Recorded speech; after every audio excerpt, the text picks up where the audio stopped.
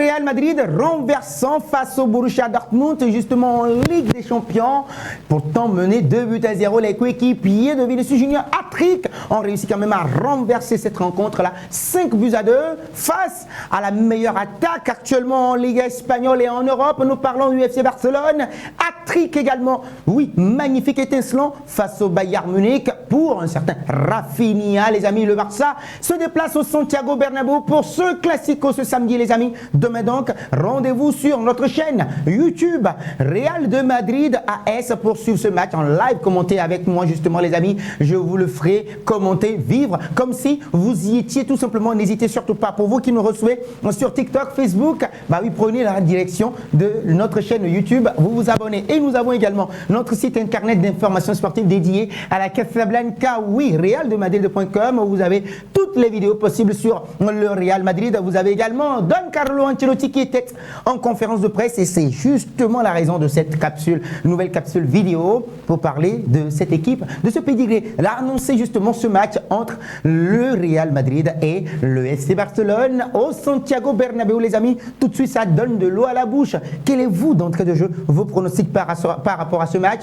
Moi, je vois quoi? Un score de 2-1 en faveur du Real Madrid. 2-1 pour le Real Madrid. Maintenant, pour les buteurs, je vous laisse faire dans les commentaires. Je vous lis dans les commentaires. Carlo Ancelotti était en conférence de presse avant cette rencontre de demain pour le compte de la 11e journée de la Liga espagnole. Et il faut impérativement au Real Madrid de s'imposer ce samedi soir au Santiago Bernabéu, puisqu'ils sont à 3 points du leader catalan. Et donc le club de la Casablanca a un objectif très clair: s'imposer impérativement face à son rival pour éviter que l'écart ne se creuse au classement à la veille de ce choc. Carlo Ancelotti, en tout cas, s'est confié à la presse et donc devant les médias, l'entraîneur transalpin a évoqué son équipe ainsi que le FC Barcelone. Il a notamment insisté sur le fait qu'il n'y a pas de favori dans le match qui se suivra ou bien qui sera suivi dans le monde entier. Donc la rédaction de Real Madrid vous propose justement les points essentiels abordés lors de cette conférence de presse. On va commencer d'abord par le changement du Barça depuis l'arrivée, l'avènement d'Dieter Flick. Flick a modifié la philosophie de jeu,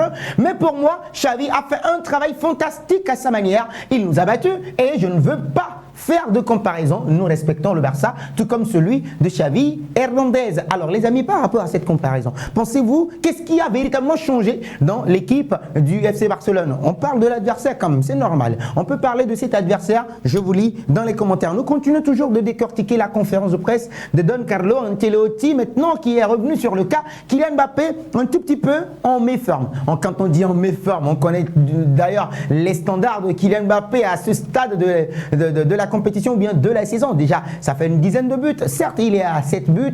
Bah oui, Kylian Mbappé ne va pas trop bien quand même, mais on va dire qu'il va bien. J'ai beaucoup confiance en ses qualités et je pense qu'il apportera, comme toujours, Kylian Mbappé dans ce match, dans son premier classico. Carlo Ancelotti sur la clé du match et donc jouer 90 minutes de la même manière est impossible. Mais lors de la seconde période contre Dortmund, on a vu qu'il y a des choses à faire. Oui, une seconde période à mettre à l'actif d'un certain Don Carlo Ancelotti qui a remobilisé sa troupe, qui leur a dit oui, si vous arrivez à marquer un but, on va remporter cette rencontre. Et c'est ce qu'ils ont fait. Encaisser 2 buts en première période et en marquer 5.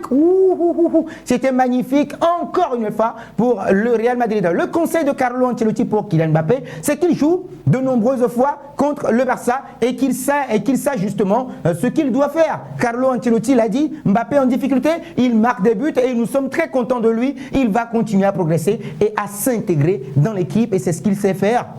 C'est lui qui a d'ailleurs délivré cet amour de passe à Antonio Rudiger pour la réduction du score, rappelez-vous, contre le Borussia Dortmund. Alors, Carlo Ancelotti sur son style de jeu, il se peut qu'il faille ajuster la ligne, mais c'est normal, il faut faire un match complet pour gagner. Alors, pensez-vous que le Real Madrid puisse avoir des soucis dans le jeu depuis un bon bout de temps? On en avait parlé en début de saison, lors de la défaite contre Lille. Et bien oui, Carlo Ancelotti n'avait pas de lien entre le milieu de terrain et puis l'attaque, ou bien la défense et l'attaque. Ce milieu de terrain qui était un véritable problème. Mais on a senti également qu'il y a un réveil, un sursaut d'orgueil avec Luka Modric qui a sublimé la rencontre face au Celta Vigo. Rappelez-vous justement. Alors Carlo Ancelotti sur la pression, et si cela affecte, les critiques ne me dérangent pas du tout. Elles sont là, ce n'est pas un problème. Je ne me préoccupe pas trop de ces matchs et donc je dois clarifier mes idées et ensuite les expliquer de la meilleure manière possible. Mais j'aime savoir ce que les autres pensent. Et bien oui, il fait allégeance justement à son équipe et à son staff technique. Et par rapport au plan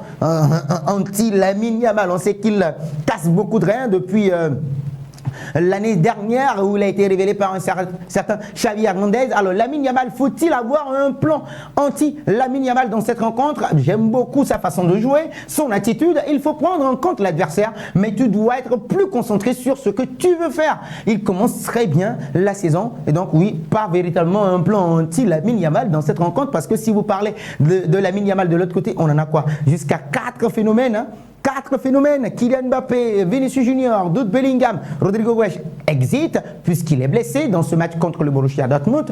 Et sur le banc, Arda Güler, on a également Hendrick. Attention, il y en a tellement. Carlo Ancelotti sur les erreurs, il ne faut pas trop en parler dans ces matchs, dans ces rencontres. Tout le monde est motivé et concentré. Quand je jouais, je m'inquiétais beaucoup et Van Basten me disait toujours de rester calme, de me donner le ballon et de courir pour célébrer tout simplement. Bah oui, pour décompresser un tout petit peu par rapport aux critiques qui débarquent sur ou bien les erreurs à répétition au niveau de la défense du Real Madrid. Le plan de Carlo Ancelotti contre le Barça, j'ai quelque chose en tête, mais vous devez le voir demain et ensuite vous pourrez me dire si je me suis trompé ou non. Il réserve ça pour la fin. Bien évidemment, Carlo Ancelotti sur Jude Bellingham. L'année dernière, nous avions perdu un attaquant important comme Karim Benzema et nous avons remplacé cela par les buts de Jude Bellingham, Brahim Diaz et Joselu. Maintenant, nous avons un attaquant qui peut marquer 40 buts. Il veut faire référence à Kylian Mbappé et sur ce classico là qui arrive,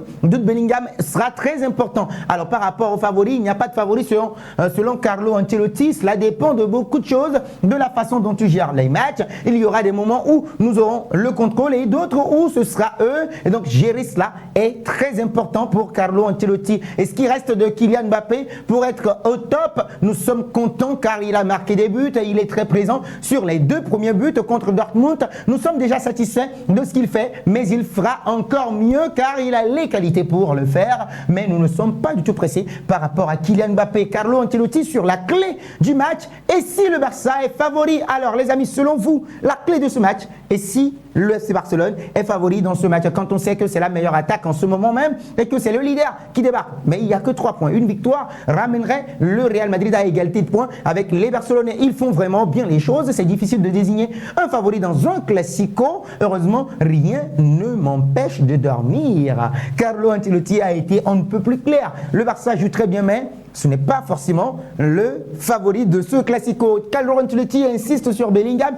Il va très bien, il progresse. Sa condition est très bonne, son travail est très important et il le sait très bien. Son premier travail, ce n'est pas de marquer. Ce qu'il avait fait la saison dernière, c'était un bonus. 19 buts pour Bellingham, c'était un bonus. Et donc Carlo Ancelotti sur le Barça de Flick, ils ont une idée de jeu très claire. C'est une équipe très courageuse et il faut bien préparer ce match-là. Et ça a été la fin de la conférence de Don Carlo Ancelotti. Les amis, vous recevez toutes les actualités de ce match-là si vous vous abonnez à notre chaîne YouTube. Oui, Real de Madrid, pour suivre l'actualité en bonne et due forme et pour ne rien rater, n'oubliez surtout pas aussi de visiter notre site internet d'information sportive Real de Madrid AS. Alors, vos pronostics dans les commentaires.